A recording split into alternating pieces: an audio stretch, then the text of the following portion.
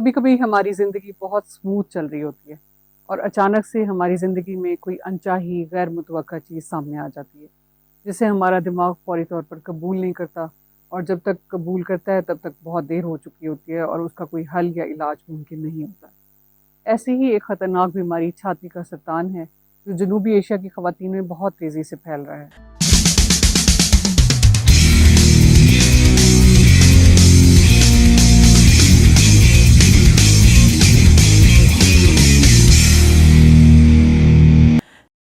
السلام علیکم، میرا نام ڈاکٹر صباحت خان ہے۔ میں ڈاکٹرس ہاسپٹل اور عمر ہاسپٹل جوہر ٹاؤن لاہور میں ایز کنسلٹنٹ گائنیکولوجسٹ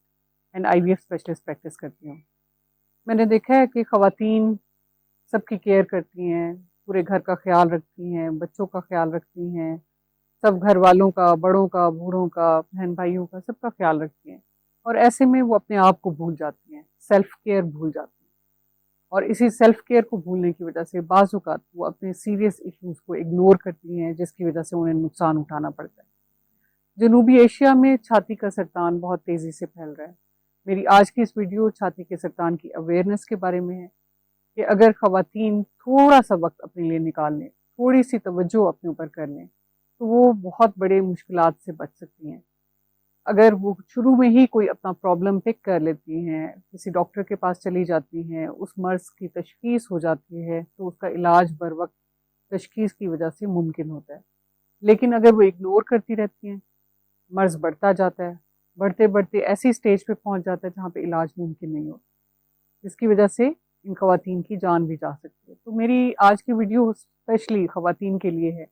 کہ تھوڑا سا اپنے اوپر توجہ دیں، اپنے سمٹمز کو دیکھیں، اگر آپ کی باڈی میں کوئی چینجز آ رہے ہیں تو ان کو فوری طور پہ نوٹس کریں،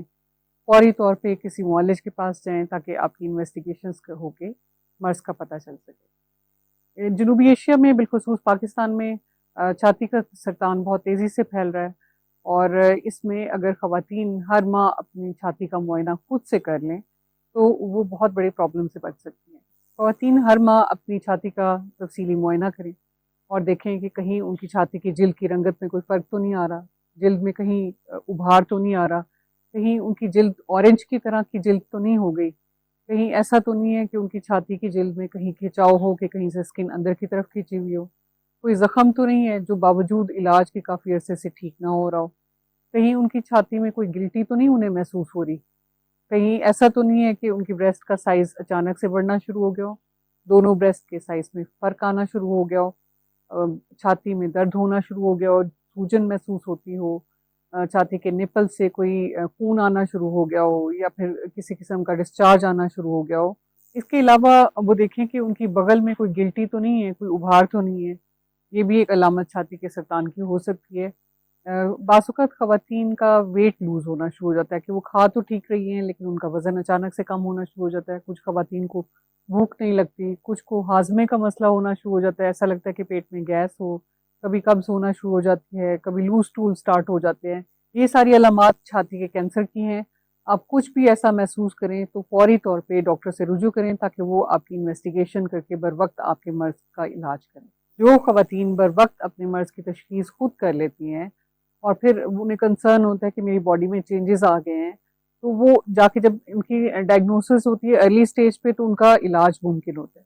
لیکن جو خواتین توجہ نہیں دیتی ہیں، اگنور کرتی رہتی ہیں، ان کا مائنڈ ڈینائل میں چلا جاتا ہے کہ نہیں نہیں میرے ساتھ ایسا کچھ نہیں ہو سکتا، تو وہ ان کی جب بیماری بہت ایڈوانس ہو جاتی ہے تب پتہ چلتا ہے، اور اس وقت ان کا علاج بہت مشکل ہوتا ہے اور خواتین کے لیے جان لیوا بھی ثابت ہو سکتا ہے۔ تو اپنی سیلف کیئر پہ توجہ دینا آپ کی جان بچا سکتا ہے۔